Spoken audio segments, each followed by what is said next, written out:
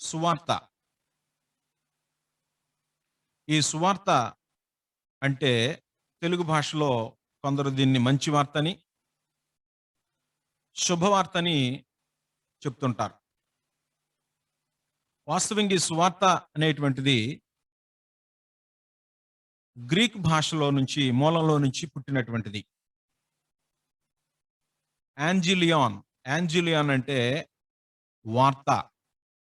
Angel అంటే దూత. ఈ దూత వర్తమానాన్ని తెలియజేయటానికి దేవుడు ఉద్దేశించాడు. వర్తమానాన్ని తెలియజేయటానికి ఉద్దేశించినటువంటి ఏంజెల్ అనేటువంటి పదంలో నుంచి ఏంజిలియాన్ అంటే వార్త.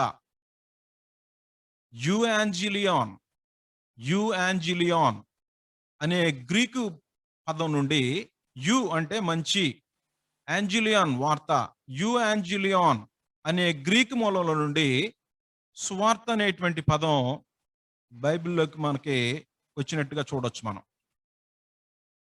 యుయాంజిలియాన్ అంటే మంచి వార్త. మంచి వార్త అంటే దేవుని యొద్ద నుంచి వచ్చినటువంటి వార్త. అది దేవుని యొద్ద నుండి వచ్చినటువంటి వార్త మంచి వార్త. ఆ మంచి వార్తని గ్రంథం యొక్క పరిభాషలో సువార్త అన్నారు. ఈ సువార్త అనేటువంటిది ఈ గ్రంథంలో దాదాపుగా 99 సార్లకు పైగా ఇంగ్లీష్ భాషలో రాయబడి ఉంది. దీనిలో 70 సార్లు అపోస్తలుడైన పౌలు సువార్త అనే పదాన్ని తన పత్రికలో ఉపయోగించాడు. 99 సార్లు, దాదాపుగా 100 సార్లుగా ఉండేటువంటి సువార్త అనే పదాన్ని 70 సార్లుగా అపోస్తలుడైన పౌలు ఉపయోగించాడు. ఈ సువార్త అనే దానికి మనకి లభ్యమయ్యేటువంటి గ్రీకు డిక్షనరీస్ ఏం చెప్తున్నాయంటే, it denotes the good tidings of kingdom of God and salvation through Christ to be received by faith on the basis of his expiatory death, burial, resurrection and ascension. ఇది Greek భాష డిక్షనరీలు ఇచ్చేటువంటి నిర్వచనం. అంటే దేవుని యొక్క సువార్తను గురించినటువంటి వార్త యేసుక్రీస్తు ద్వారా రక్షణ పొందటానికి విశ్వాసం ద్వారా దేన్ని ఆధారం చేసుకొని అంటే యేసుక్రీస్తు యొక్క మరణము, సమాధి, పునరుద్ధారాలు, ఆ తర్వాత ఆయన పరలోకానికి చేర్చబడినటువంటి వార్తని సువార్త, యాంజిలియాన్ అని పండితులు డిక్షనరీలో ఒక నిర్వచనాన్ని ఇచ్చారు. కానీ గ్రంథంలో ఉన్న నిర్వచనం దాదాపుగా ఇలాగే సూట్ అవుతూ ఉంటది. 1 కొరింథీయులకు రాసిన పత్రిక 15వ అధ్యాయము 1వ వచనం నుండి చదివితే సువార్తకు నిర్వచనం ఇవ్వబడింది. 1 కొరింథీయులకు రాసిన పత్రిక 15వ అధ్యాయము 1వ వచనం నుండి అపోస్తలుడైన పౌలు మాట్లాడుతున్నాడు కొరింథీయులతో.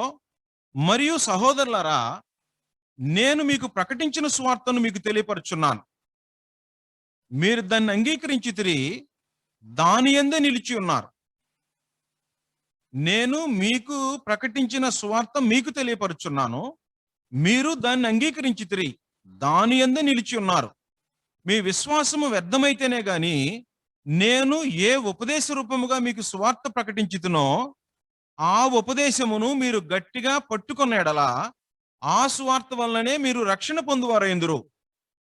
నాకు ఇయ్యబడిన ఉపదేశమును మొదట మీకు అప్పగించి తినేదేమనగా, లేఖనముల ప్రకారము క్రీస్తు మన పాపముల నిమిత్తము మృతి పొందెను. సువార్తలో ఉన్నటువంటి నిర్వచనం ప్రకారము, లేఖనముల ప్రకారము క్రీస్తు మన పాపముల నిమిత్తం మృతి పొందెను. మొదటి సంగతి. రెండవ సంగతి, సమాధి చేయబడెను. మూడవ సంగతి, లేఖనముల ప్రకారము 3వ దినమున లేపబడెను. సువార్త అనేటువంటి ఈ సందేశంలో పౌలు ప్రకటించిన సువార్త ప్రకారము 3 ముఖ్యమైన విషయాలు మనం చూడొచ్చు. మొట్టమొదటిది, లేఖనముల ప్రకారము క్రీస్తు మన పాపముల నిమిత్తము మృతి పొందెను. 2, సమాధి చేయబడెను. 3, లేఖనముల ప్రకారము 3వ దినమున లేపబడెను. ఇది సువార్త.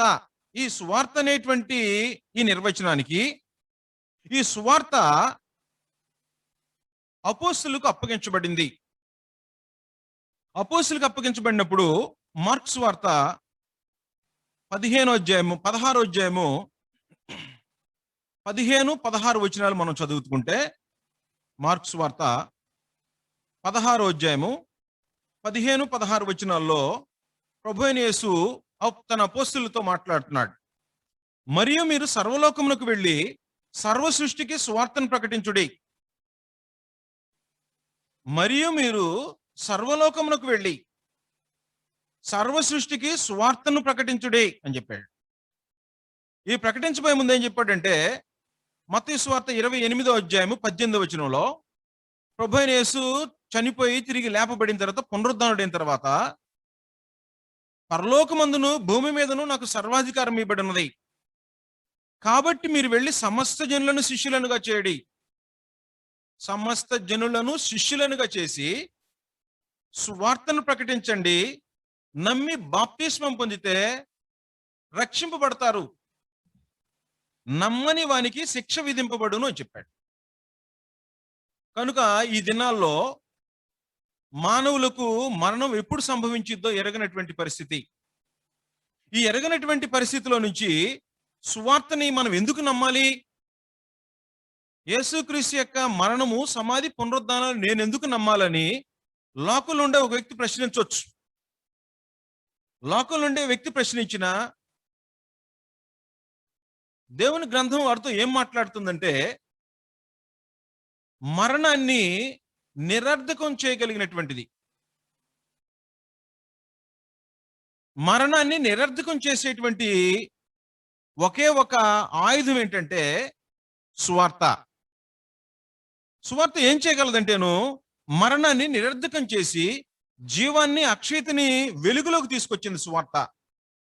సువార్త యొక్క నిర్వచనాన్ని వివరించబోయే ముందుగా, సువార్త ఏం చేస్తుంది, సువార్తలో ఏమున్నది అనే సంగతిని గురించి మనం ఆలోచన చేస్తాం. ముందుగా 2 తిమోతికి రాసిన పత్రిక 1వ అధ్యాయము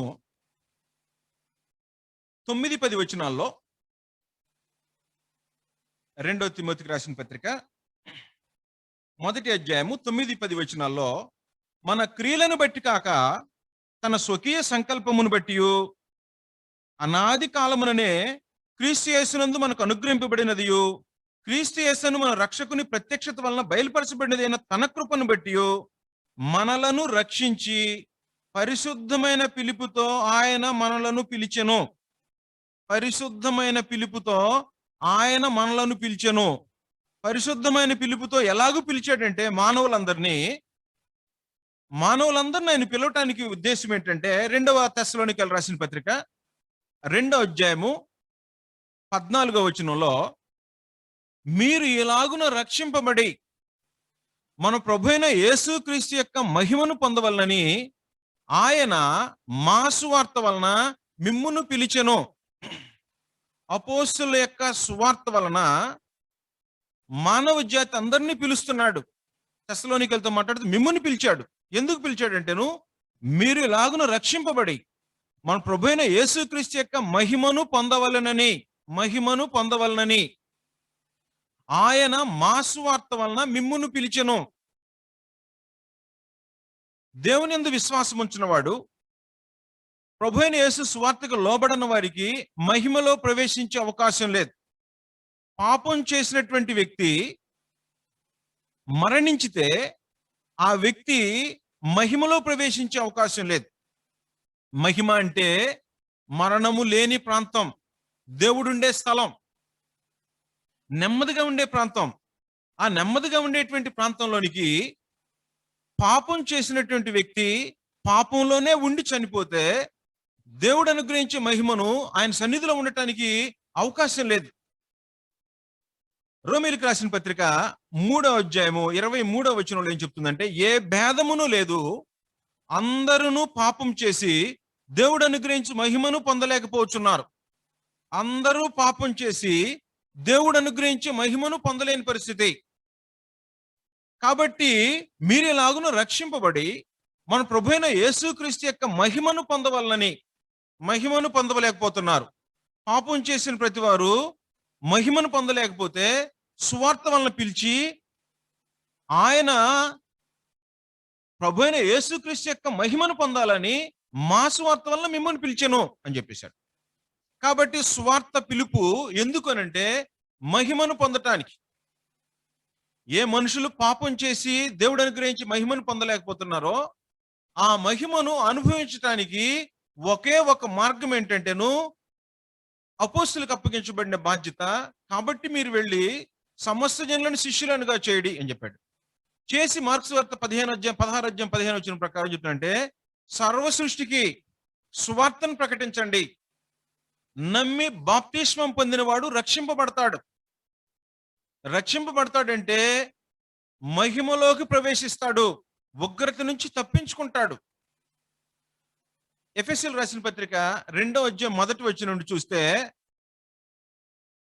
మరియు మీరు అపరాధముల వలనను, ఎఫెసీయులకు రాసిన పత్రిక 2వ అధ్యాయము 1వ వచనం నుండి చదువుకుంటూ వస్తే, మీ అపరాధముల చేతను పాపముల చేతను చచ్చిన వారే ఉండగా, అపరాధం పాపం చేసినటువంటి వారు చచ్చినటువంటి వాళ్ళు, వారి మీద ఏముంటుందంటేను కింద చదువుకుంటూ వచ్చేసి స్వభావ సిద్ధముగా దైవోగ్రతకు పాత్రులు అన్నాడు. ఎందుకనంటేను ఈ ప్రపంచ ధర్మము చొప్పున మునుపు నడుచుకుంటురే. అలాంటి వాళ్ళకి ఏంటంటే స్వభావ సిద్ధంగా దేవుని ఉగ్రతకి పాత్రులు, మహిమలో ఉండేటువంటి అధికారం లేదు పాపం చేసిన వాళ్ళకి. అందువల్ల దేవుడు ఏం చేశాడంటే సువార్తను ముందుగా డిజైన్ చేసి ఆ సువార్త వలన మనుషులు రక్షింపబడాలని మానవుల్ని పిలుస్తున్నాడు. కాబట్టి మీరు ఎలాగో రక్షింపబడి మన ప్రభువైన యేసుక్రీస్తు యొక్క మహిమను పొందవలనని ఆయన మా సువార్త వలన మిమ్మల్ని పిలిచాను అని చెప్పేశాడు. కనుక మన క్రియలను బట్టి కాకుండా దేవుడు తన స్వకీయ సంకల్పాన్ని ప్రకారము యేసుక్రీస్తు ద్వారా మరణాన్ని నిరర్ధకం చేసి, 2వ తిమోతికి రాసిన పత్రిక 1వ అధ్యాయం 9, 10, 10వ వచనంలో ఏం చెప్తున్నా అంటే, ఆ క్రీస్తు యేసు మరణమును నిరర్ధకము చేసి. ఈ రోజున మనుషులు మరణం అంటే భయపడుతున్నారు. మేము చనిపోతాము అనేటువంటి భయం ఎక్కువ ఉంది. కానీ ఆ మరణ భయాన్ని తప్పించుకోవాలంటే ఏం చేయాలనే సంగతిని మనుషులు ఆలోచించేయట్లేదు. ఆ మరణ భయం నుంచి తప్పించుకోవటానికి క్రీస్తు ప్రభు ఏం చేశాడంటేను మరణంలోకి ప్రవేశించి ఆ క్రీస్తు యేసు మరణమును నిరర్ధకము చేసి జీవమును అక్షయతను సువార్త వలన వెలుగులోనికి తెచ్చెను. సువార్త వలన క్రీస్తు ప్రభు ఏం చేశాడంటే మరణాన్ని నిరర్ధకం చేశాడు, అర్థం లేని దానిగా చేశాడు. మరణం అంటే క్రీస్తు యేసునందు విశ్వాసం ఉంచిన వారికి, సువార్తను నమ్మి బాప్తిస్మం పొందిన వారికి మరణం అంటే భయం లేకుండా రక్షణలోనికి ప్రవేశపెట్టడానికి సువార్త వలన మనుషులను పిలుస్తున్నాడు. కాబట్టి వెలుగులోకి వచ్చిన సంగతి ఏంటంటే మరణము నిరర్ధకం అయిపోయింది, జీవం వచ్చింది మనుషులకి, అక్షయత. కాబట్టి మరణం నిరర్ధకం చేయటానికి దేవుడు సువార్తను ముందుగానే నిర్ణయించి ఆ సువార్త వలన మనుషులందరూ రక్షింపబడాలని, మహిమలో ప్రవేశించాలని దేవుని యొక్క ఉద్దేశమై ఉంది. కనుక నమ్మటం, ఈ సువార్తని నమ్మటం అనేటువంటిది ప్రాముఖ్యమైన సంగతి. రోమపత్రికలో నమ్మటం అనే సంగతిని 20 సార్లు ఉపయోగించారు. విశ్వాసం అనే సంగతిని 40 సార్లు ఉపయోగించబడింది. దాదాపుగా నమ్మటం అన్నా విశ్వాసం అన్న 2 పర్యాయ పదాలే 60 సార్లు రోమపత్రిక 16 అధ్యాయాల్లో మనకి వివరించబడింది. దాని యొక్క సారాంశం ఏంటంటే రోమపత్రిక 10వ అధ్యాయం 17వ వచనం ప్రకారము, రోమీయులకు రాసిన పత్రిక 10వ అధ్యాయము 17వ వచనం అందరికీ కంఠస్థ వచనం ఇది. కాగా వినుట వలన విశ్వాసం కలుగును, వినుట క్రీస్తుని గురించిన మాట వలన కలుగును, వినుట వలన విశ్వాసం కలుగును. వినుట క్రీస్తుని గురించిన మాట. క్రీస్తుని గురించిన మాట అంటే సువార్త. సువార్త విన్నవాడికి విశ్వాసం కలుగుతుంది. ఆ విశ్వాసం కలిగిన వాడు రక్షింపబడతాడు. అందువలన విశ్వసించేవాడికి నీతి కలగాలని దేవుడు ఉద్దేశించాడు. విశ్వసించేవాడికి నీతి కలగాలని దేవుడు ఉద్దేశించి ఈ కార్యక్రమాన్ని చేపట్టాడు. సువార్తలో ఏముంది అని మనం ఆలోచన చేస్తే, ఈ సువార్తలో ఏమి దాగుంది? రోమీయులకు రాసిన పత్రిక 1వ అధ్యాయము 16వ వచనంలో, రోమీయులకు రాసిన పత్రిక 1వ అధ్యాయము 16వ వచనంలో సువార్తలో ఏముందో చెప్పాడు. సువార్తను గురించి నేను సిగ్గుపడవాడను కాను. ఏలయనగా నమ్ము ప్రతివానికి, మొదట యూదునికి గ్రీసు దేశస్థునికి కూడా రక్షణ కలుగు చేయుటకు అది దేవుని శక్తి అయి ఉన్నది. దేవుని సంకల్పంలో సువార్త రక్షణ కలుగు చేసేది మొట్టమొదటి యూదులకే, అది సంకల్పంలో భాగం. ఆ తర్వాత గ్రీసు దేశస్థునికి, యోదయ, సమరయ, ఆ తర్వాత భూదిగంతాల వరకు సువార్త ప్రకటన జరిగినట్టు మనం బైబిల్ చరిత్రలో మనం చూడొచ్చు. కనుక సువార్తలో ఏముంది అంటే రక్షణ కలుగు చేసే శక్తి ఉంది. శక్తి గ్రీక్ భాషలో జునామిస్ అనేటువంటి గ్రీకు మూలంలో నుంచి శక్తి అనే పదం వచ్చింది. డైనమో అంటుంటాం మనం, డైనమో. ఈ డైనమో దేనికి ఉపయోగిస్తారంటే శక్తిని విడుదల చేయడానికి ఉపయోగిస్తారు. ఏ మిషనరీలోనైనా డైనమో ఎందుకు ఉపయోగపడతారంటే శక్తిని రిలీజ్ చేయడానికి ఉపయోగిస్తారు. మానవుల్ని రక్షణ కలుగు చేసేటువంటి శక్తి, మానవులకి రక్షణ కలగాలంటే శక్తి స్వార్థలో మాత్రమే ఉంది. ఆ స్వార్థను ఆశ్రయిస్తే మనుషులు రక్షణ పొందే శక్తి కలిగిన వారై ఉంటారు. కనుక రక్షణ కలుగు చేయుటకు అది అంటే సువార్త దేవుని శక్తి అయి ఉంది. దేవుని శక్తి సువార్త. మానవులను రక్షించడానికి దేవుడు రక్షణ శక్తిని సువార్తలో ఉంచాడు. కనుక 1 కొరింథీయులకు రాసిన పత్రిక 1వ అధ్యాయము 18వ వచనం ప్రకారము, 1 కొరింథీయులకు రాసిన పత్రిక 1వ అధ్యాయము 18వ వచనం, సిలువను గూర్చిన వార్త నశించుచున్న వారికి వెర్రితనము గాని, కొంతమందికి సిలువ క్రీస్తు ప్రభు యొక్క మరణం అని మాట్లాడుతుంటే వెర్రితనముగా ఉంది, కానీ రక్షింపబడుచున్న మనకు దేవుని శక్తి. రక్షింపబడే వాళ్ళకి అది దేవుని శక్తి ఉంది. రోమపత్రిక 1వ అధ్యాయం 16వ వచనం, 1 కొరింథీ 1వ అధ్యాయం 18వ వచనం ఏం చెప్తున్నాయంటే రక్షణ కలుగజేయటానికి సువార్త శక్తి. సిలువను గుర్చిన వార్త అంటే సువార్త. ఈ సువార్త రక్షణ కలుగు చేసే శక్తి కలిగిందై ఉంది.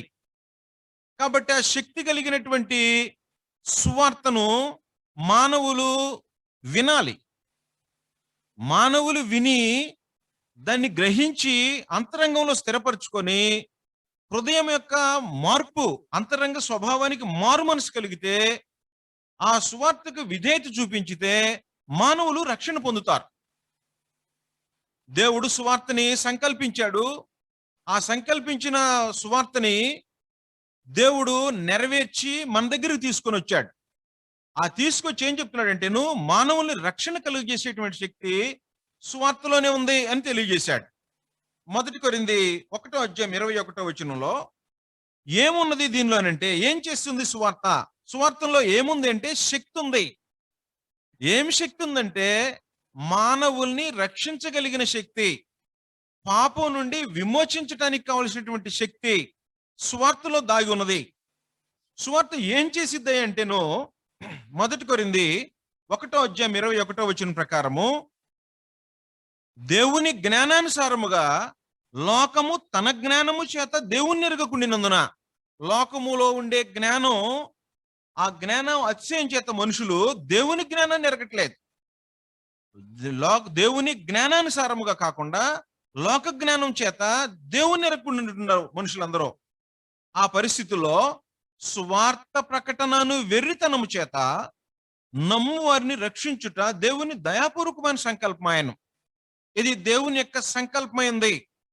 నమ్మే వారిని రక్షించటానికి దేవుని యొక్క సంకల్పం అది.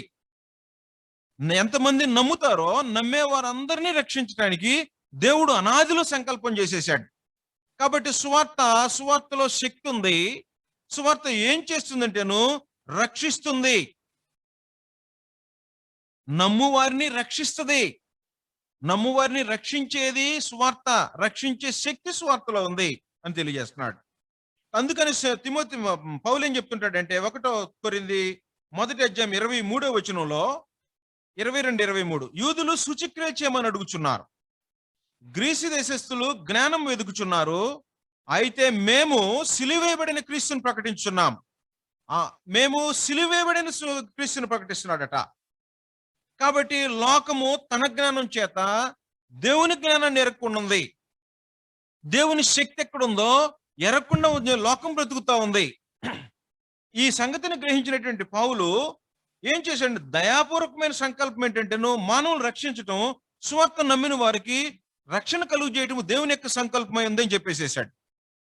కనుక 1 కొరింథీయులకు రాసిన పత్రిక 2వ అధ్యాయం ప్రక్క పేజీలోనే ఈ సువార్త ఎప్పుడు నియమించబడింది?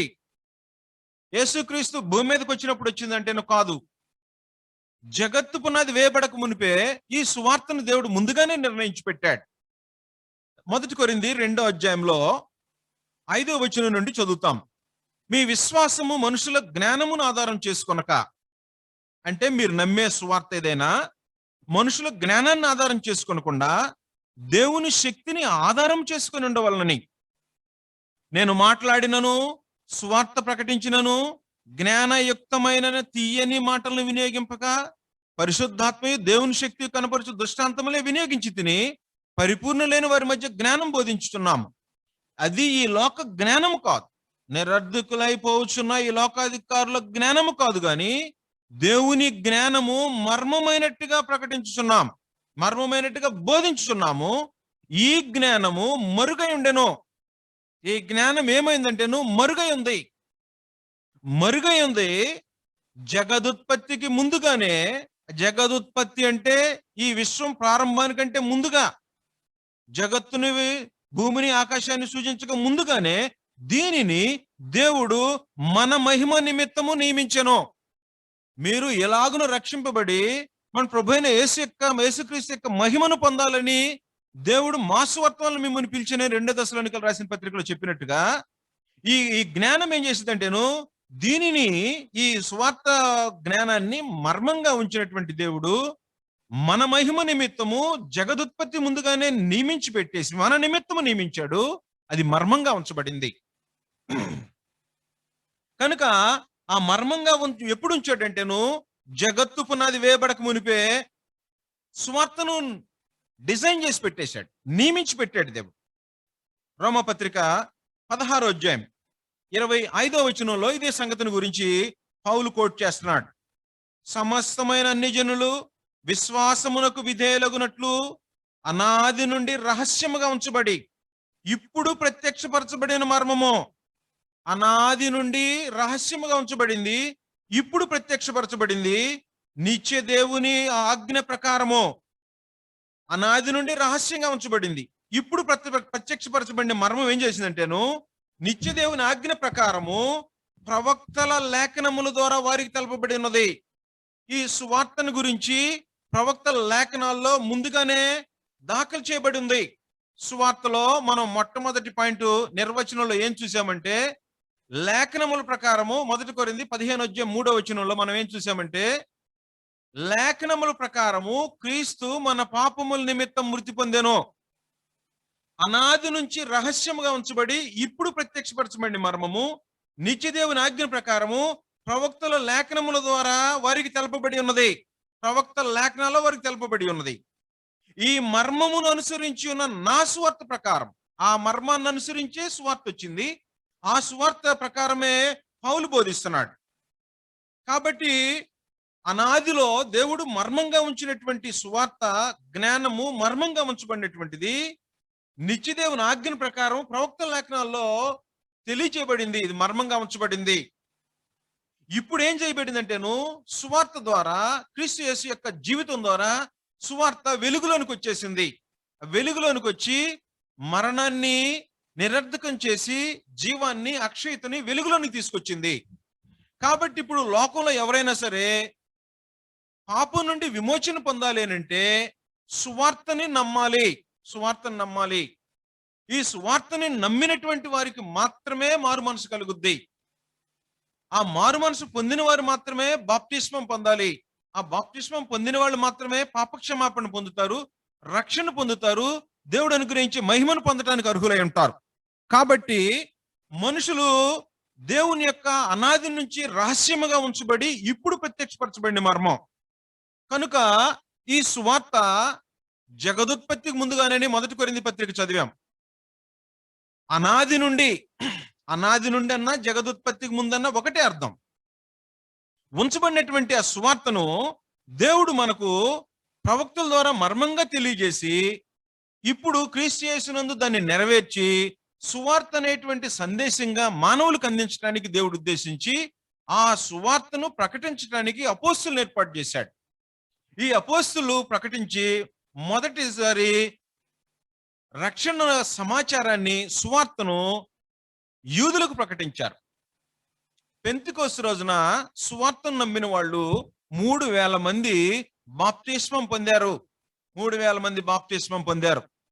ఆ 3,000 మంది బాప్తిస్మం పొందటానికి పేతురు ఏ సువార్తను ప్రకటించాడో, ఏ రూపంగా ప్రకటించాలో ఆ రూపంగా ప్రకటించితే తప్ప మరొక రూపంగా ఎవరైనా సువార్తను ప్రకటించడానికి ఉద్దేశించితే ఆ సువార్త వలన మానవులు రక్షింపబడరు. 1 కొరింథీ 15వ అధ్యాయంలో పౌలు మాట్లాడుతున్నాడు. సహోదరులారా, నేను మీకు ప్రకటించిన సువార్తను మీకు తెలియపరుచున్నాను. మీరు దాన్ని అంగీకరించితిరి. సువార్త ప్రకటించే వ్యక్తి సువార్తను తెలియజేశాడు. మొదటి సంగతి. అపోస్తులకి క్రీస్తు ప్రభు ఆజ్ఞాపించాడు, మీరు వెళ్ళి సర్వ సంస్థలను శిష్యులనుగా చేయండి, సర్వ సృష్టికి సువార్తను ప్రకటించండి. ప్రకటించే బాధ్యత. 2, దానిని అంగీకరించితిరి. కొరింథీలు అంగీకరించారట. కాబట్టి సువార్తను ప్రకటించే వారి యొక్క బాధ్యత, అంగీకరించటము వినేవారి యొక్క బాధ్యత. దాని యందే నిలిచి ఉండటం, వినటం దాని యందే నిలిచి ఉన్నారు. మీ విశ్వాసం వ్యర్థమైతేనే గాని నేను ఏ ఉపదేశ రూపముగా సువార్త మీకు ప్రకటించుతునో. సువార్తను ప్రకటించడానికి ఉపదేశ రూపము, ఒక రూపం ఉంది. ఆ రూపం వలన ఆ ఉపదేశమును మీరు గట్టిగా పట్టుకునేడలా ఆ సువార్త వలననే మీరు రక్షణ పొందువారైందురు. ఆ సువార్త వలననే మీరు రక్షణ పొందువారై ఉంటారు. కాబట్టి ఒక సువార్త ఉపదేశించేటువంటి క్రమం ఒకటి ఉంది కనుక ఆ ఉపదేశ క్రమం ప్రకారము ఉపదేశించితే తప్ప, ఉపదేశ క్రమాన్ని మీరిపోయి సువార్తను ప్రకటించితే దాని వలన మానవులు రక్షింపబడటం అనేటువంటిది అసాధ్యమైన కార్యక్రమం. అపోస్తల కార్యముల గ్రంథం 8వ అధ్యాయంలో పాత నిబంధన లేఖనాలు చదువుతున్నటువంటి నపుంసకుడు దేవుని యొక్క మర్మమై ఉన్న క్రీస్తు సువార్తను అర్థం చేసుకునే పరిస్థితిలో లేడు. ఆయన ఇథియోపియాలో ఉండేటువంటి రాణి దగ్గర మంత్రి, ధనాగారం మీద మంత్రి. నపుంసకుడు ఆరాధించడానికి యెరూషలేము వెళ్ళినవాడు. ధర్మశాస్త్రం ప్రకారం పాత నిబంధన ఆచారంలో ఉండేటువంటి వాడు. అలాంటి ఆయన కొత్త నిబంధన ప్రారంభమైన తర్వాత దేవుని మర్మాన్ని ఎరగకుండా అలాగే వెళ్ళిపోతుంటే రథం మీద ఎక్కి వెళ్ళిపోతా ఉన్నాడు. యెషయా గ్రంథం చదువుకుంటున్నాడట. యెషయా గ్రంథం చదువుకుంటుంటే అపోస్తల కార్యముల గ్రంథం 8వ అధ్యాయము 32వ వచనంలోని అతడు లేఖనమందు చదువుచున్న భాగం ఏదనగా, ఆయన గొర్రెవలే వదకు తేబడెను, బొచ్చు కత్తిరించు అనేదుట గొర్రె పిల్ల ఎలాగ మౌనముగా ఉండును అలాగే ఆయన నోరు తెరవకుండెను. ఆయన దీనత్వమును బట్టి ఆయనకు న్యాయ విమర్శ దొరకకపోయాను. ఆయన సంతానమును ఎవరు వివరింతురు? ఆయన జీవము భూమి మీద నుండి తీసివేయబడినది. ఇది నపుంసకుడు చదువుకుంటున్నాడు.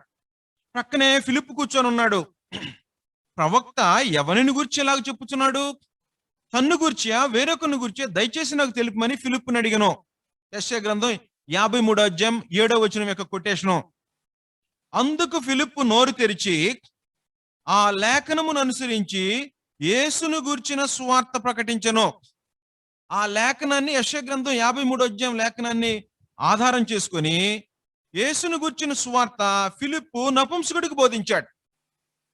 కాబట్టి బోధించిన తర్వాత నపుంసకుడు, ఇవిగో నీళ్లు నాకు బాప్తిస్మం ఇవ్వడానికి ఆటంకమేమని అడిగాడు.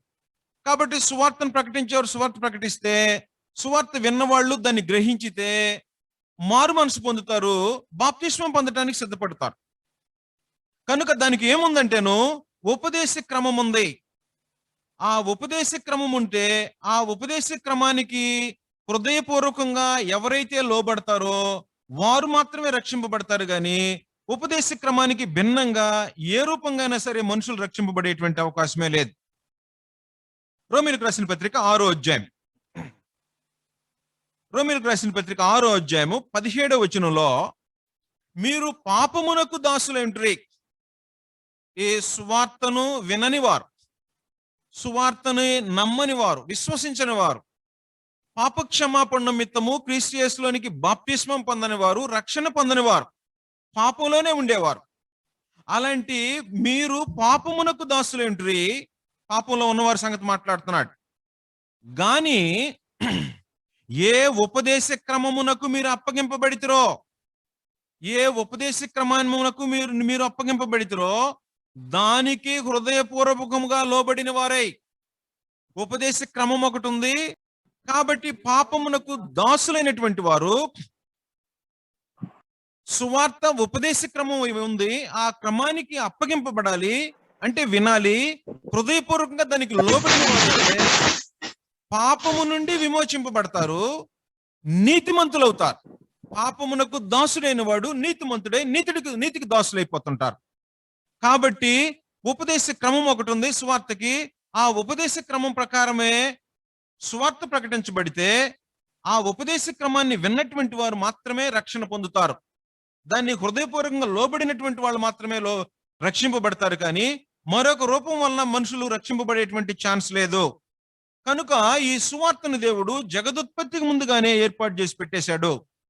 ఈ సువార్త ఏం చేసిద్దంటేను, 1 కొరింథీ 4వ అధ్యాయము 16వ వచనంలో, సువార్తను ప్రకటించాలి, సువార్తను విత్తాలి. ఇది అక్షయ బీజం, క్షయమైన బీజం. తల్లిదండ్రుల నుంచి ఒక జన్మ ఎత్తాం, పుట్టాము. కానీ ఇది అక్షయమైన బీజం వలన తిరిగి జన్మించాల్సిన అవసరం ఉంది. దానికి పౌలు ఏం చెప్తున్నాడంటే 1 కొరింథీ 4వ అధ్యాయము 17వ వచనంలో, 1 కొరింథీ 4వ అధ్యాయము 15వ వచనం నుండి 16వ వచనం చదువుతాను. క్రీస్తు యేసునందు సువార్త ద్వారా నేను మిమ్మును కంటిని. ఎలా కన్నాడట? క్రీస్తు యేసునందు సువార్త ద్వారా నేను మిమ్మును కంటిని. కంటిని అంటే పుట్టాడు.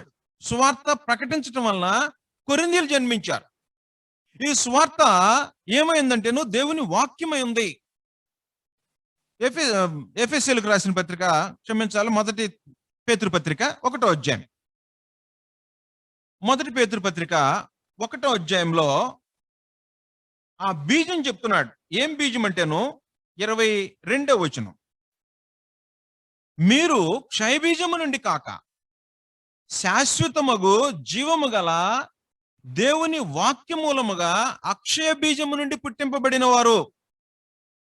కాబట్టి క్రైస్తవులు క్షయబీజం, తల్లిదండ్రుల నుంచి పుట్టిన బీజం కాకుండా శాశ్వతమగు జీవము గల దేవుని వాక్య మూలముగా, వాక్యము రక్షణ సువార్త దేవుని వాక్యం మూలంగా అక్షయ బీజం నుంచి పుట్టింపబడితే అలాంటి వారికి ఏం చెప్తున్నాడంటే 24వ వచనం, 1 పేతురు పత్రిక 1వ అధ్యాయం 24వ వచనంలో, సర్వశరీరులు గడ్డిని పోలిన వారు, వారి అందమంతయో గడ్డి పువ్వులే ఉన్నది, గడ్డి ఎండును దాని పువ్వును రాలును.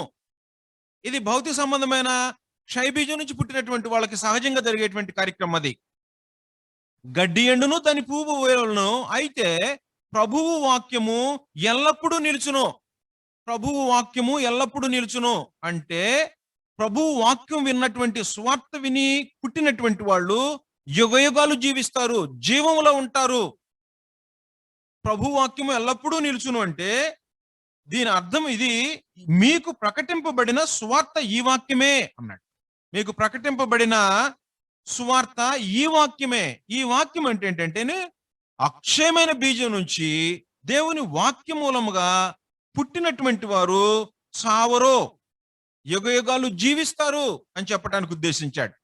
అది యెషయా గ్రంథం 40 అధ్యాయము 8-9 వచనాల్లో ఉండేటువంటి కొటేషన్ అది. దాన్ని ఇక్కడ తీసుకొచ్చి కొత్త నిబంధనలో పేతురు లింక్ చేసి పెట్టేశాడు.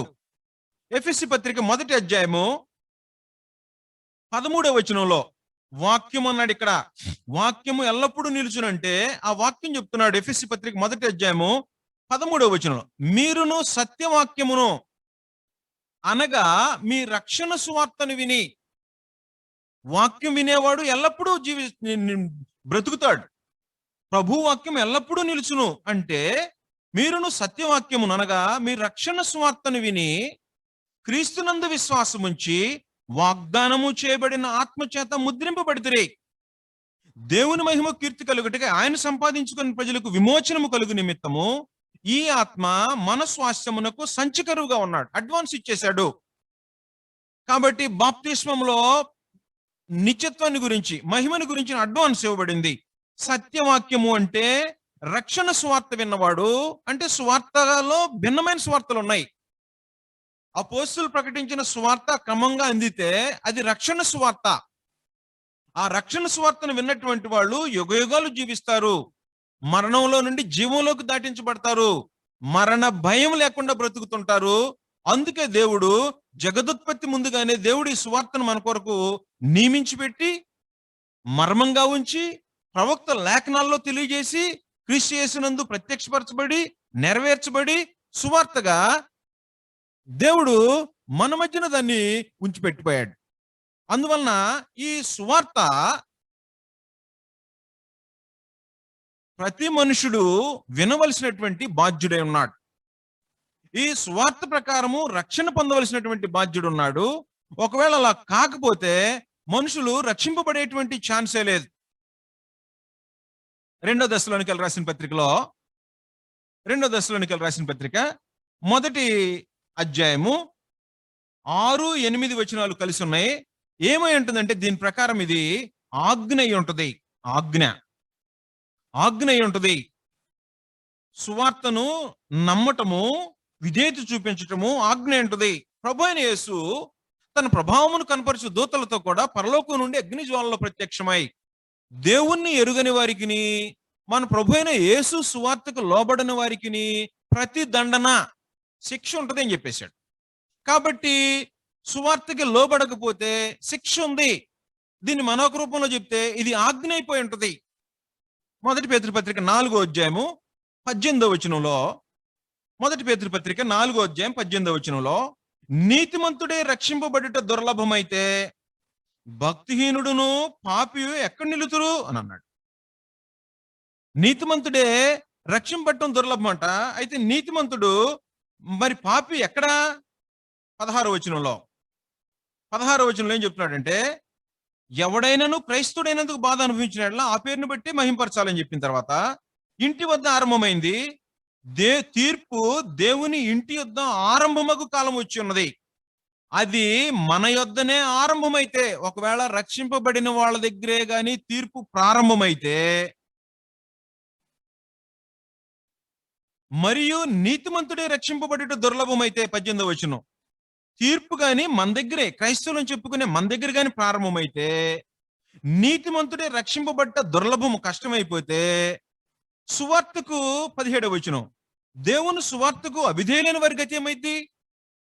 కాబట్టి దేవుని సువార్తకు అవిధేయులైన వారి గతి, రక్షణ పొందినటువంటి వారే సువార్తలో నిలవబడకపోతే, తీర్పులోనికి వస్తే, రక్షింపబడకపోతే, సువార్తకు అవిధేయులైన వారి గతి ఏమైపోద్ది?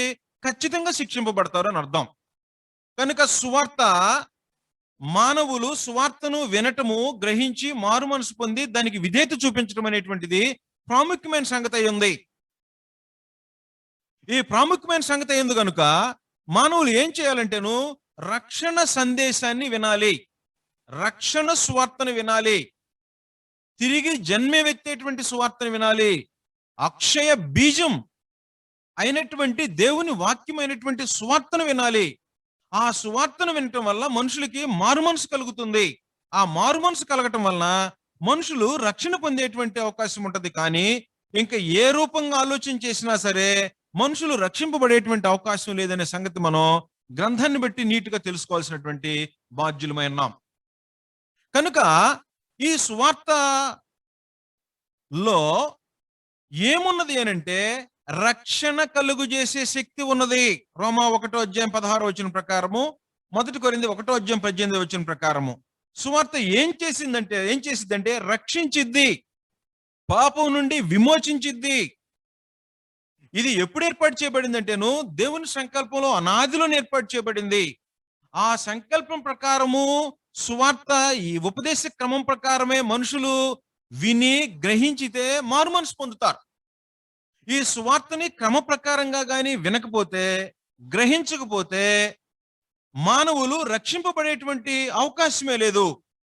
కనుక వినటము, గ్రహించటం అనేటువంటిది ప్రాముఖ్యమైన సంగతిగా మనం గ్రంథాన్ని బట్టి మనం తెలుసుకోవచ్చు. కనుక ఆయన మాటల్లో మనం చూసినట్టయితే మానవులు ఖచ్చితంగా సువార్తను గురించి తెలుసుకోవాల్సినటువంటి బాధ్యులై ఉన్నారు.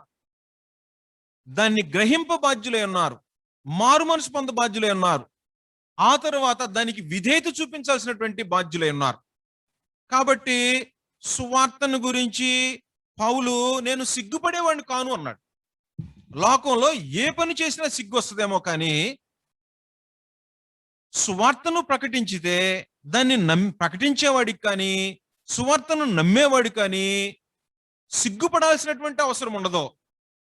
కనుక సిగ్గుపడకుండా పౌలు తను తెలుసుకునేటువంటి సువార్తని రోమీలకు ప్రకటించడానికి ఉద్దేశించి రోమాలో ఉన్న పరిశుద్ధులకి, యూదులకు, గ్రీసు దేశస్థులు ఇద్దరు ఉన్నారు, వాళ్ళకు సువార్తను ప్రకటించడానికి మాట్లాడి సందేశాన్ని వాళ్ళకి వినిపించాడు. అందువలన ఈ సువార్త ప్రకటన అనేటువంటిది అపోస్తలులు ప్రకటించారు. సర్వ సృష్టికి సువార్త ప్రకటించబడింది. ఆ సర్వ సృష్టికి సువార్త ప్రకటించిన తర్వాత నమ్మినటువంటి వాళ్ళు ఉన్నారు. యెరూషలేములో ప్రారంభమైంది. అది యెరూషలేము నుండి కొనసాగింది, యోదయ ప్రాంతానికి వెళ్ళింది, సమరయలు పట్టణానికి వెళ్ళింది. దేవుని సంకల్పం ప్రకారము అన్ని జనుల దగ్గరికి వచ్చింది, నాలాంటి పాపుల దగ్గరికి వచ్చేసింది. ఆ వాక్యం విన్నటువంటి వారు, సువార్త విన్నటువంటి వారు రక్షణ పొందినటువంటి పరిస్థితి కాలానికి మనం వచ్చేసాం. ఈ రోజున ఏ జాతిలోనైనా మానవులు మీరు వెళ్ళి సర్వ సృష్టికి సువార్తను ప్రకటించండి అన్నాడు. ఇందులో కులము, మతము, జాతి, వర్గము, ఆడ మగ వ్యత్యాసం లేదు. ఈ దేశం ఆ దేశం అనే వ్యత్యాసం లేదు. మానవులందరికీ సంబంధించినటువంటి ఈ సువార్త మీరు వెళ్ళి సమస్త జనులను శిష్యులనుగా చేయండి అని చెప్పాడు. మీరు వెళ్ళి సర్వ సృష్టికి సువార్తను ప్రకటించండి, నమ్మి బాప్తిస్మం పొందినవాడు రక్షింపబడతాడు అన్నాడు. కాబట్టి ఆ సందేశాన్ని అనుసరించి యెరూషలేములో సువార్త ప్రకటన జరిగింది. యెరూషలేములో యూదులు 3000 మంది బాప్తిస్మం పొందారు. సంఘం విస్తరించింది. సంఘం విస్తరించుకుంటూ దాదాపుగా 35 సంవత్సరాల్లో ప్రపంచానికి సువార్త వెళ్ళిపోయింది. ఆ సువార్త వెళ్ళిపోయిన తర్వాత సువార్త ప్రకటన నమ్మినటువంటి వాళ్ళందరూ ఆయా స్థలాల్లో చెదిరిపోయి సువార్త ప్రకటన ప్రపంచానికి బంధించారు. కొలస్సీయులకు రాసిన పత్రిక 1వ అధ్యాయము 1వ శతాబ్దానికే దాదాపుగా కొలస్సీ పత్రిక అంటే 60-62 మధ్య రాయబడినటువంటి పత్రిక. 60-62 మధ్య కొత్త నిబంధన సంఘం ప్రారంభమైంది. 1వ శతాబ్దం 30-33 మధ్య సంఘం ప్రారంభమైతే దాదాపుగా 30-35 సంవత్సరాలలోనే సర్వ సృష్టికి సువార్తను ప్రకటించండి అని అపోస్తలుల యొక్క ఆజ్ఞను వాళ్ళు నెరవేర్చినట్టు మనం చూడొచ్చు. ఏం చెప్తున్నాడంటే కొలస్సీయులకు రాసిన పత్రిక 1వ అధ్యాయంలో పౌలు మాట్లాడుతున్నాడు.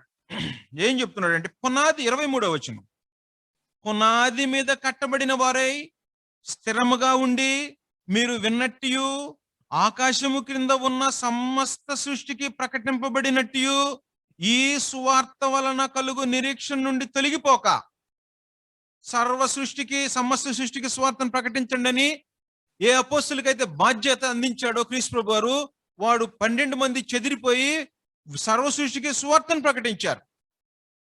సర్వ సృష్టికి సువార్తను ప్రకటించితే నమ్మిన వాళ్ళు నమ్మారు, నమ్మని వారు నమ్మలేదు. వారి పని అయిపోయింది. అది విన్నటువంటి వాళ్ళకి ఏం జరిగిద్దంటేను సువార్త వలన నిరీక్షణ కలిగిద్ది. ఈ సువార్తకు విధేయత చూపించిన వాళ్ళకి ఏం కలిగిద్దంటేను, ఒకటి సువార్త వినాలి, సువార్త గ్రహించాలి, మారు మనసు పొందాలి, దానికి విధేయత చూపించాలి. రక్షణ పొందితే ఏమొచ్చిందంటే మనిషికి నిరీక్షణ కలిగిద్ది. నిరీక్షణ కలిగిద్ది అంటే అర్థం ఏంటంటే మరణం అంటే భయం ఉండదు. నిరీక్షణ, పరలోకానికి ఎదురు చూసేటువంటి ఒక ఎదురు చూపు వచ్చింది, హోప్. శుభప్రదమైన నిరీక్షణ వచ్చింది మనుషులకి. నేను చనిపోతే పరలోకం వెళ్ళిపోతా, మహిమలో ప్రవేశిస్తా. మీరు ఇలాగున రక్షింపబడి మన ప్రభు అయిన యేసుక్రీస్తు యొక్క మహిమను పొందవలనని మా సువార్త వలన మిమ్మల్ని పిలిచెను అన్నాడు పౌలు తెస్సలోనికీయులతో మాట్లాడుతూ. కాబట్టి మహిమను పొందటానికి ఏర్పాటు చేశాడు. భూమి మీద సువార్త విని రక్షింపబడినటువంటి వాళ్ళు, పాపం నుండి విమోచింపబడిన వాళ్ళకి ఏం కలిగిద్దంటేను, సువార్తకు విధేయత చూపించిన దానికి ఫలితం ఏంటంటే నీ ఆంతర్యంలో, నీ అంతరంగంలో నీకు ఏం పుట్టిద్దంటేను, నాకు పరలోకము గ్యారంటీ, మహిమలో ఉండబోతా, దేవుడు నన్ను చేర్చుకుంటాడు, నేను చనిపోతే పాతాళాన్ని దాటి పరదేశంలో విశ్రాంతిలోకి ప్రవేశిస్తాను అనేటువంటి ఒక నిరీక్షణ కలుగు చేసేటువంటి సందేశము సువార్తలో ఉంది. మీరు విన్నట్టు ఆకాశం కింద ఉన్న సమస్త సృష్టికి ప్రకటింపబడినట్టు ఈ సువార్త వలన కలుగు నిరీక్షణ నుంచి తొలగిపోక. కాబట్టి సువార్త వలన ఏం కలిగిద్దండి? రక్షణ కలిగిన వాడికి నిరీక్షణ కలుగుతుంది. ఈ విశ్వాసమందు నిలిచి ఉండిన ఎడల ఇది మీకు కలుగును. ఈ విశ్వాసంలో నిలిచి ఉంటే, ఆయా స్థలాల నుంచి వింటున్నటువంటి వారు సువార్తను ఏ ఉపదేశ క్రమంగా విన్నారో ఆ ఉపదేశ క్రమంగా విని దానికి హృదయపూర్వకంగా లోబడి మారు మనసు పొంది బాప్తిస్మం పొందితే ఏమి నిలబడిద్దంటేను నిరీక్షణ కలిగిద్ది. ఈ నిరీక్షణ కలిగితే ఏం జరిగిద్దంటేను మరణాన్ని గురించి భయపడాల్సిన అవసరం ఉండదు. ఈ మరణాన్ని భయపడకుండా ఉండటానికి, మరణాన్ని నిరర్ధకం చేయటానికి క్రీస్తు ప్రభు భూమి మీదకి వచ్చాడు. సువార్తలో ఈ సందేశాన్ని నిక్షిప్తం చేసి పెట్టేశాడు. కాబట్టి సువార్త వలన 2 తిమోతి 1:9-10 సువార్త వలన మరణమును నిరర్ధకం చేసి జీవమును అక్షయతను సువార్త వలన వెలుగులోని తీసుకొచ్చాడు అని చెప్పేసేసాడు. అందువలన ఇంత ప్రాముఖ్యం కలిగినటువంటి సువార్తను మానవులు భూమి మీద శ్రద్ధగా ఆలకించాల్సినటువంటి బాధ్యులై ఉన్నారు. రెండవ సంగతి, నేను సువార్తలో నిర్వచనంలోకి వెళ్ళటం లేదు. సువార్త అంటే ఏంటో చెప్పాను. నేను సువార్తలో ఉన్న అంశాలను వివరించలేదు. సువార్త ఎవరు చెప్పాలని డిసైడ్ చేశారో చెప్పాను. సువార్త ఎప్పుడు నిర్ణయించబడిందో చెప్పాను, జగత్ పునాది వేయబడక మునిపే అని. ఈ సువార్త వినటం వల్ల ఏం జరిగిద్దో రక్షింపబడతారని చెప్పాను. ఈ రక్షణ పొందినటువంటి వాళ్ళకి నిరీక్షణ కలిగింది ఉంటుందని చెప్పాము. ఈ సువార్త ఉపదేశ క్రమం ఉంది, ఆ క్రమం ప్రకారమే ఉపదేశించాలి, ఆ క్రమం ప్రకారమే వినాలి, దానికి లోబడాలి. అలాంటి వారికి మరణ భయం ఉండదు అనే సంగతిని గురించి మనం మాట్లాడుకుంటున్నాం. రెండవ సంగతి ఏంటంటే, సువార్త ప్రకటన విన్నటువంటి వ్యక్తులు దేవునితో సమాధాన పడవలసినటువంటి బాధ్యులై ఉంటారు. విధేయత చూపించడం అంటే దేవునితో సమాధాన పడాలి. ఏ సువార్త విన్నటువంటి వాళ్ళు దేవునితో సమాధాన పడాల్సినటువంటి అవసరం ఉంటది. దేవునికి విరోధులు, గత కాలం ముందు దేవునికి దూరస్తులు అన్నాడు. అపరాధం చేత, పాపం చేత చచ్చినటువంటి వాళ్ళు, దేవుని స్వరూపాన్ని కోల్పోయినటువంటి వాళ్ళు దేవునికి విరోధులై ఉంటారు. ఆ విరోధులై ఉన్నటువంటి వారు ఇప్పుడు ఏం చేయాలంటేను, సువార్త వలన సమాధాన పడేటువంటి ఒక అవకాశాన్ని దేవుడు ఏర్పాటు చేస్తున్నాడు. ఈ సువార్త వలన ఏం జరుగుద్దంటేను సమాధాన పడేటువంటి అవకాశం ఉంటది. యెషయా గ్రంథం 52:7 యెషయా గ్రంథం 52:7 సువార్త ప్రకటించుచు సమాధానము చాటించుచు అన్నాడు. సువార్త ప్రకటించేటప్పుడు సమాధానాన్ని చాటించాలి. సువార్త వినేవాడు దేవునితో సమాధాన పడాలి అనేటువంటి భావన కలగాలి. దేవునితో సమాధాన పడే అనేటువంటి భావన సువార్తను వినటం వలన మాత్రమే కలుగుద్ది. ఆ సమాధాన పడటానికి దేవుడు క్రీస్తు యేసు యొక్క సువార్త వలన మనుషులకు ఏర్పాటు చేశాడు. దానికి రాయబారులుగా అపోస్తులను పెట్టాడు. 2 కొరింథీయులకు రాసిన పత్రిక 5వ అధ్యాయం 2 కొరింథీయులకు రాసిన పత్రిక 5వ అధ్యాయంలో 18వ వచనంలో, సమస్తము దేవుని వలనైనవి, ఆయన మనలను క్రీస్తు ద్వారా తనతో సమాధానపరుచుకొని. యేసు క్రీస్తు ద్వారా మానవులు దేవునితో సమాధాన పడతారు. వేరే మరొక రూపం ఏమీ లేదు. దేవునితో సమాధాన పడే రూపం ఏంటంటే యేసుక్రీస్తు మాత్రమే దేవునితో సమాధాన పడటానికి ఉద్దేశించి దేవుడు ఏర్పాటు చేశాడు. దేవునికి మనుషులకు మధ్యన మధ్యవర్తి క్రీస్తు ప్రభు ఒక్కడే, ఇంకెవరు కాదు. 1 తిమోతి 2వ అధ్యాయము 4వ వచనంలో ఆయన మనుషులందరూ రక్షణ పొంది సత్యమును గుర్చిన అనుభవం గలవారై ఉండవాలని నిశ్చయించున్నాడు. దేవుడు ఒక్కడే, దేవునికిని నరులకును మధ్యవర్తి ఒక్కడే, ఆయన క్రీస్తు యేసు అను నరుడు. ఈ క్రీస్తు యేసు అనే నరుడు ఏం చేస్తాడంటే, నరుడు ద్వారా ఏం చేయాలనుకున్నాడంటే దేవుడు ఈ నరరూపం దాల్చినటువంటి క్రీస్తు ప్రభు యొక్క మరణము, సమాధి, పునరుద్ధానాల ద్వారా దేవుడు సువార్తను ఏర్పాటు చేసి ఆ సువార్త విని గ్రహించి మారు మనసు పొందేటువంటి వాళ్ళ ద్వారా వారు గాని క్రీస్తు ద్వారా వస్తే సమాధాన పడటానికి దేవుడు ఉద్దేశించాడు. ఆయన మనలను క్రీస్తు ద్వారా తనతో సమాధాన పరుచుకొని ఆ సమాధాన పరుచు పరిచర్యను మాకు అనుగ్రహించను, అపోస్తులకు అనుగ్రహించాడు. సమాధాన పరిచే పరిచర్య సువార్త ప్రకటన. ఈ సువార్త ప్రకటన విన్నటువంటి వాళ్ళు హృదయంలో పడవబడిన వారై ఏం చేశారంటేను, అయ్యా సువార్త విన్నారట. 1వ శతాబ్దంలో మొట్టమొదట సువార్త విన్నటువంటి వాళ్ళు అపోస్తల కార్యముల గ్రంథం 2వ అధ్యాయంలో పేతురు సువార్త మొట్టమొదటి ప్రకటించాడు. యూదులకు ప్రకటన చేయాలని దేవుడు సంకల్పించాడు. ఆ యూదులకి యెరూషలేములో సువార్త ప్రకటించినప్పుడు వాళ్ళు ఏమన్నారంటే, సువార్త విన్న తర్వాత 37వ వచనంలో వారు ఈ మాట విని హృదయంలో నొచ్చుకొని అంటే పొడవబడిన వారైన మేమేం చేయాలయ్యా అని అడిగారు. మీరేం చేయాలంటేను మీరు మారు మనసు పొందాలి. అపరాధం చేత పాపం చేత చచ్చినవాడు, పాపంలో బ్రతికేవాడు క్రీస్తు సువార్త విన్న తర్వాత ఏం చేయాలంటే మారు మనసు పొందాలి. పాపక్షమాపణ నిమిత్తం ప్రతివాడు యేసుక్రీస్తు నామమున బాప్తిస్మం పొందాలి. అప్పుడు మీరు పరిశుద్ధాత్మ పొందుతారని చెప్పేశాడు. కాబట్టి పాపక్షమాపణ పొందటానికి మారు మనసు పొందాలి. ఆ మారు మనసు పొందటానికి క్రీస్తు యేసు యొక్క సువార్త వినాలి. అప్పుడు బాప్తిస్మం పొందితే పరిశుద్ధాత్మని వరం అనుగ్రహించబడి నిత్య జీవాన్ని గురించినటువంటి నిరీక్షణ కలిగిన వాడై ఉంటాడు. అందువలన వీళ్ళు పొడవబడిన వారై ఉన్నారు. మూల భాషలో హృదయంలో నొచ్చుకొని, అయ్యో దేవునికి విరోధంగా బ్రతుకుతున్నాం కదా, మేమేం చేయాలంటే నువ్వు సమాధాన పడాలి అని అన్నాడు. కాబట్టి సమాధాన పడటానికి దేవుడు ఏం చేశాడో తెలుసా? 19వ వచనం, 2 కొరింథీ 5వ అధ్యాయం 19వ వచనంలో, అదేమనగా దేవుడు వారి అపరాధములను వారి మీద మోపక క్రీస్తునందు లోకమును తనతో సమాధాన పరుచుకొనుచు, క్రీస్తునందు లోకమును తనతో సమాధాన పరుచుకొనుచు ఆ సమాధాన వాక్యమును మాకు అప్పగించెను. ఆ సమాధాన వాక్యం ఏంటంటే సువార్త. కావున దేవుడు మా ద్వారా వేడుకున్నట్టు మేము క్రీస్తుకు రాయబారులమై, దేవుడు మా ద్వారా వేడుకుంటున్నాడు ఏంటంటే, నువ్వు క్రీస్తుకు రాయబారులమై దేవునితో సమాధాన పడ్డని క్రీస్తు పక్షంగా మిమ్మల్ని బతిమాలు కొనుచున్నాం. ఎందుకనగా మనం ఆయన యందు దేవుణ్ణి తగినట్లు, ఎవరినందు? క్రీస్తు యేసునందు మనము నీతిమంతులుగా తీర్చబడాలని పాపమెరుగని ఆయనను మన కోసము పాపముగా చేసెను. కాబట్టి పాపమెరుగని ఆయనని మన కోసం పాపంగా చేసినటువంటి దేవుడు దేవునితో సమాధాన పడటానికి క్రీస్తు యేసు ద్వారా మనతో సమాధాన పడటానికి ఉద్దేశించాడు. అది క్రీస్తు యేసు యొక్క మరణము, సమాధి, పునరుద్ధానాల ద్వారా మాత్రమే జరిగింది. అందువలన 5 గంటల సమయం అవుతుంది. మనం నిశ్చయించుకున్న సమయం అయిపోయింది కనుక ఇదేనో మనం చర్చించినటువంటి విషయాల్ని మరొకసారి నేను మీకు వివరిస్తాను.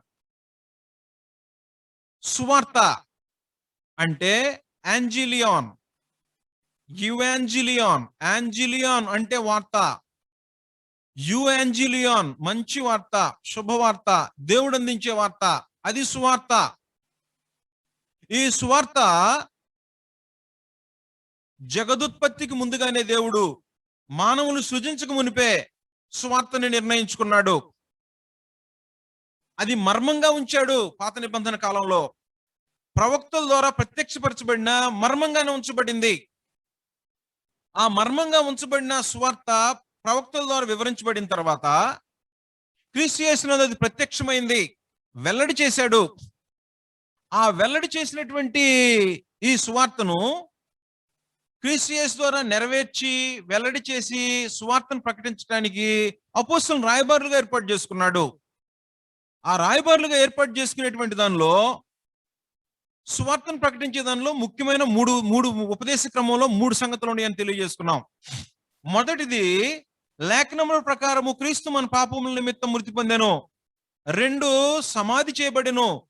3 లేఖనముల ప్రకారం 3వ దినమున లేపబడెను. ఈ మూడిటిని గురించి నేను డీటెయిల్డ్ గా వివరించలేదు. సువార్త అంటే ఏంటో అర్థం చెప్పాను, దాన్ని పరిచయం చేశాను. సువార్త ఏం చేస్తుందంటేను నమ్మేవారిని రక్షిస్తుంది. సువార్తని నమ్మేవారిని రక్షించడానికి దేవుని శక్తి సువార్తలో ఉంది. సువార్త ఏం చేసిందంటేను మరణాన్ని నిర్ధకం చేసి జీవాన్ని అక్షయతని సువార్త వలన వెలుగులోని తీసుకొచ్చింది. ఈ సువార్త ప్రకటించడానికి ఉపదేశ క్రమం ఒకటి ఉంది. ఆ క్రమం ప్రకారమే సువార్త ప్రకటన జరగాలి. అది ఆ సువార్త ప్రకారం క్రమం ప్రకారం విన్నటువంటి వాళ్ళు శాశ్వతమైన అక్షయ బీజమైన దేవుని వాక్యము సువార్త విన్నటువంటి వాళ్ళు యుగయుగాలు జీవిస్తారు. గడ్డెండిది పువ్వు రాలిద్ది అంటే దేహం రాలిపోద్ది, కానీ ఈ వాక్యం వినేవాడు ఎల్లప్పుడూ యుగయుగాలు జీవిస్తాడు అనేది సువార్తని పాత నిబంధన గ్రంథంలో యెషయా గ్రంథంలో మర్మంగా ఉంచబడింది. దాన్ని దేవుడు వివరించాడు, నమ్మేవారిని రక్షిస్తుంది అది. కాబట్టి ఆ సువార్త ప్రకటించడానికి ఆ రక్షణ పొందినటువంటి వాళ్ళకి నిత్య జీవాన్ని గురించినటువంటి నిరీక్షణ ఉంటది మనుషులకి. కనుక సువార్త ప్రకటించే వాళ్ళు సమాధానాన్ని చాటించాలి, సువార్త విన్న వాళ్ళు సమాధాన పడటానికి ఉద్దేశించాలి. ఈ సమాధాన పడేటువంటి కార్యక్రమం జరగాలి అని అంటే సువార్తని నీకు హృదయపూర్వకంగా అంగీకరించిన వాడివై ఉండాలి. ఈ సంగతులు రేపు తిరిగి మరలా కంటిన్యూ చేస్తాం. సువార్తలో దాగి ఉన్నటువంటి నిర్వచనం చెప్పాం. సువార్తలో ఉన్న 3 ముఖ్యమైన విషయాలు రేపు క్లాసులో డీటెయిల్గా మనం ఆలోచించబోతున్నాం. కాబట్టి సంగతులు మీరు మరొకసారి కొత్తగా వినేవారైతే ఆలోచించేయాలి. ఆల్రెడీ విన్నటువంటి వారు మరొకసారి ఈ సువార్త ప్రకారమే మనము తిరిగి జన్మించామా? పౌలు అన్నట్టు సువార్త వలన మిమ్మల్ని కంటిని అన్నాడు. మీరు ఇలాగున రక్షింపబడి మన ప్రభు అయిన యేసుక్రీస్తు యొక్క మహిమను పొందవాలని మా సువార్త వలన ఆయన మిమ్మల్ని పిలిచెను. కాబట్టి మీరు పిలువబడిన సువార్త ఇదేనా? ఈ సువార్త వలన మీరు రక్షింపబడ్డారా? క్రీస్తు యేసు మహిమలో పొందటానికి నిరీక్షణ కలిగి ఉన్నారా? ఒకవేళ అలాగైతే మీరు విన్న సువార్త పౌలు అపోస్తలులు ప్రకటించిన సువార్తతో సమమైందే. లేకపోతే తిరిగి మరొకసారి మీరు ఆలోచించేయాలని రేపటి దినాన సువార్తను గురించినటువంటి అంశాలు, దేవుడు మర్మంగా ఉంచినటువంటి సంగతులు, లేఖనముల ప్రకారం క్రీస్తు ప్రభు ఎలాగూ మృతి పొందాడో, సమాధి చేయబడ్డాడో, లేఖనాల ప్రకారం 3వ దినాన్ని ఎలాగూ లేపబడ్డాడో, ఈ సంగతుల గ్రంథంలో నుండి మనం ఆలోచించేయడానికి ప్రయత్నం చేస్తాం.